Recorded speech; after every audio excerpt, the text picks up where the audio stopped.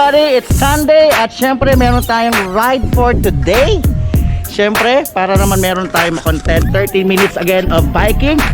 Si Ate Leklek, nag-start na siyang mag-walking. Ayan, sexy oh. Oho. So yun na nga guys, medyo i-level up natin ang ating workout or ride natin today. Dalang-dalag ako ng aking GoPro para mas maganda na ma-experience natin. Pero masama ito mamaya pag nagdilim na. Okay, pakita ko lang sa inyo yung bike ko. Ayan, kasagang mo yan. So again, yung cellphone natin dyan nakalagay for music, syempre na ating cyclometer, again for ilaw. At ito yung wala last time guys, ang aking toolbox. Of course, ating tubig, ang ating ang tawag dito, yeah, pang selfie natin and everything. So it's almost 6 o'clock, kailangan natin umalis para naman hindi tayo abutan ng dilim. So ngayon, di ko lang kung anong mangyayari. It's all about weekend adventure. Pero parang natitrip ako mag milk tea mamaya at mag food trip along the way. At mag-iba tayo ng route today, ibang iba tayo last week. So let's go.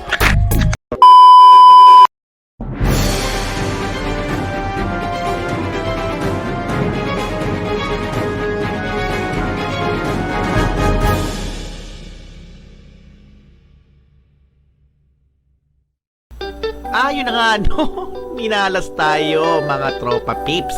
Nakita nyo nga, sabi ko nga doon sa text, imbis na naka-regular recording, nalipat ko sa time-lapse. Pero okay lang, andito naman ako para i-voice over. Malinaw ba ang aking kamosisan? Thank you to my Boya mic. Diba? Napakaganda. Eto na nga, mga oras na ito, nakikita nyo nga, gamit ko ang aking pambihirang ano ba to? Mount sa aking helmet at talis na nga ako ng aming gillage. Yan, papunta na tayo sa paroroonan natin. So sabi ko, hindi tayo magpupunta sa usual route. So pupunta tayo sa ibang route.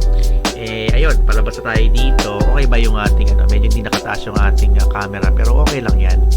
So ano na ba susunod dito? Anyway, yan, guardhouse na yan. So papunta na tayo ng highway. Alam ko mag-highway na ako dyan So hanggang sa... Ay, hindi pala. Pumunta na pala ako sa loob ng BF. Doon na ako dumaan para mas safe tayo. Lumabas na lang tayo ng highway pagkatapos dyan. So ayan na nga. Mga 6 o'clock na. Nakita nyo naman yung sunset na kulay. Nandiyan na yung araw. And ayun na nga. Pasensya na kayo sa chan ko dyan na medyo umuumbok na malapit na maging 6-pack abs yan. May ginagawa tayong kababalaghan dyan para ma-flat abs yan, para yung mga haters natin dyan will gonna hate. So ay dito na nga sa Santa Cecilia, palabas na tayo ng Alabang Sapote Road. Ayan, tumatalon-talon pa ako dyan. Medyo pasensya na kayo sa kasi time-lapse yan, so in-slow down ko lang ng kaunti para hindi masyado mabilis. So andito na nga tayo sa may Casimiro. Rekta-rekta na tayo dyan. Ayan, pasingit-singit pa tayo para naman tayong taka dyan.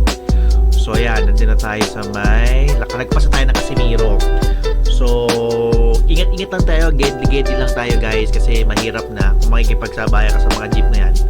Alam mo, kahit gaano tayo ka-ingat, kung ang mga tao naman sa labas o sa mga driver walang kwenta-kwenta, wala rin. So tayo na lang talaga maging responsible at talaga pag-pray na lang talaga na sana'y walang mangyari sa atin.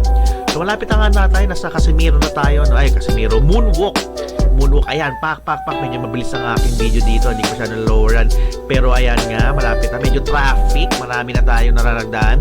So nakarating na tayo ng South Mall. Ayan, South Mall, isa-isayin natin ang ating mga tawag ito, mga major malls at minor malls. Ayan, next dyan is ang Alabang Town Center. Pero dadaan muna tayo ng Molito. Ayan ang Molito. Ayan akin tiyan. Medyo naligaw pa nga ako dito kasi pumasok pa ako sa loob. Ayan, kagaya niya yan. Sabi ko, ikuti ko nga muna ito. Pinupuntahan ko dati dito para makita natin kasi marami itong mga restaurant dito pang mayayaman. Mga Frankie's, ganyan. Ayan. So yan, at that time, medyo madilim na. Inopen ko na yung ilaw ko, blinkers ko. And para in the next few minutes, siguro mga 5 to 10 minutes. Ay, nag-shortcut na lang ako dyan. Umikot na naman ako guys. wala kasi akong madaanan eh, kung saan ako nanggaling. Dumaan ulit ako, ayan, no? Ayan, molito na naman ulit, diba? Parang tanga lang. So, dumare-diretso na ako dyan, and the next thing na makikita ko ay ang tiyan ko. sorry. So, ayan ang McDonald's, ang napakalumang sa McDonald's. Metro, ayan. And then, ayan na ang town center. Na-miss ko dyan. Alam mo, 2 years ago, mula nag-work from home, hindi na ako nakapunta dyan. Diyan ako nag-gym sa Gold's Gym. So, after that, ayan, mikot-ikot pa ako sa sa church. Yan, ipapakita ko sa inyo. Yan, gray na yan. Diyan ako dati nagpa-park. Kaso hindi na pala sila paparkan. Tapos, tumambay ako ng bahagya dyan sa simbahan. Nagdasal-dasal ako. Ayan, mga Koreano. Hello. Ayan. Hanggang tumo talaga ako sa harap. Ayan, oh, thank you Lord sa mga blessings. At sign of the cross tayo. So, saglit lang tayo dyan. And then, umalis na rin tayo. Ayun. Kaya na nga, pupunta na nga tayo. Medyo na dead end na naman ako. Kaya umikot na naman ako dyan. Diba? So, ayun na nga, palabas ako ng town center. Ayan, malapit na tayo. Matapos. Ayan! Ito na guys. Ito na. This is the moment na magkaroon ako ng audio. So, dito, papunta na ako dyan. Naisip ko kung kumain. Diyan ko na-realize na meron pala kababalagan nangyayari na hindi ko alam. It was at this moment that he knew. He fucked up.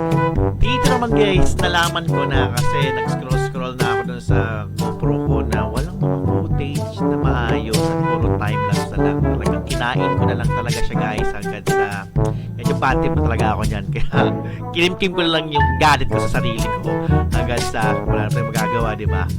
Ganun talaga. OMG guys, gusto ko lang talaga magmura dito sa gitna ng kalsada. Ngayon ko lang na-discover mula nung pinagbibideo ko mula simula hanggang sa huli naka-timelapse pala ako. So wala, yung mga kuda-kuda ko wala na. So kaya puro voice over na lang tumarinig sa akin nung mga simula ng aking vlog. At madilim na. At magna 9 kilometers na ako at this point. Nag-try sa Alabang. Malapit na tayo sa may festival mall. So ewan ko kung hanggang saan pa ako mapupunta itong vlog na to. Dahil ayun, what a day, epic fail. Pero gagawin natin ang paraan guys para makwento ko mga nangyari sa simula, if you know what I mean. Alright, tuloy-tuloy lang tayo guys. So update ko kayo anong next mangyayari.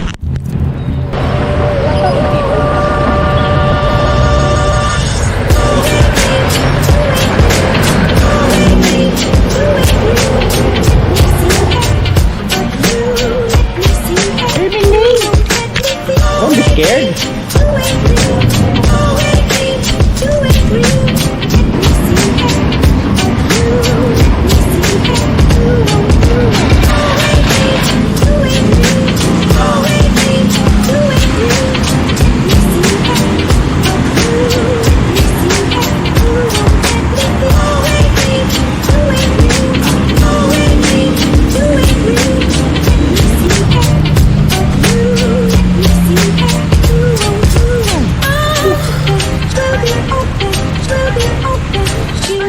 So guys, update lang kung nasa na ako. Dito na ako sa Petron. Nakita nyo ba yung Petron na Alabang Hari guys.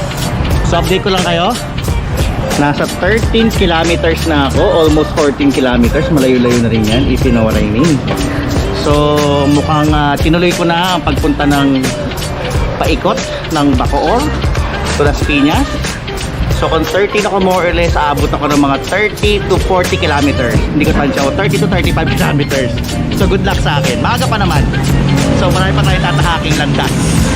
So di ko na kung gaano kahaba na itong vlog na to, pero sana may squeeze in ko in 13 minutes, if you know what I mean.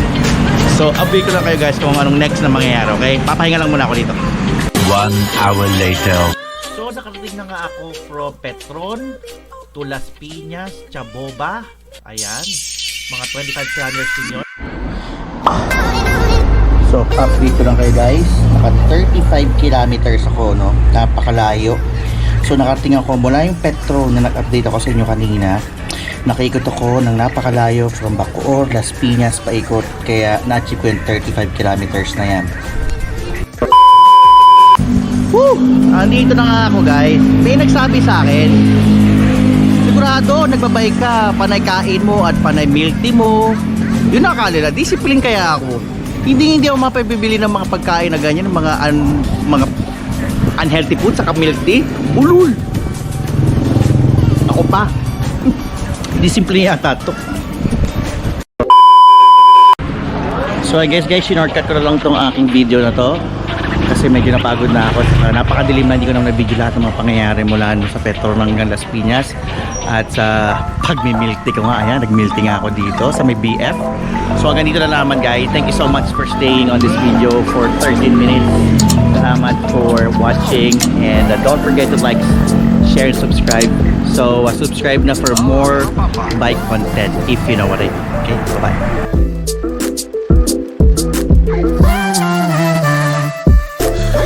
Percent on laptop in a Jeep. Okay.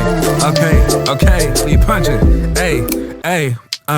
Take it back, I think like it's me now. Kept it on the low, had to take around my ego. Now we going back like a sequel. I'm rising up and I'm taking out my egos. In a new space with a fresh dimension. How they second guess with clear intentions. The word don't always come from the steeple. That's why I'm making songs for the people, yeah.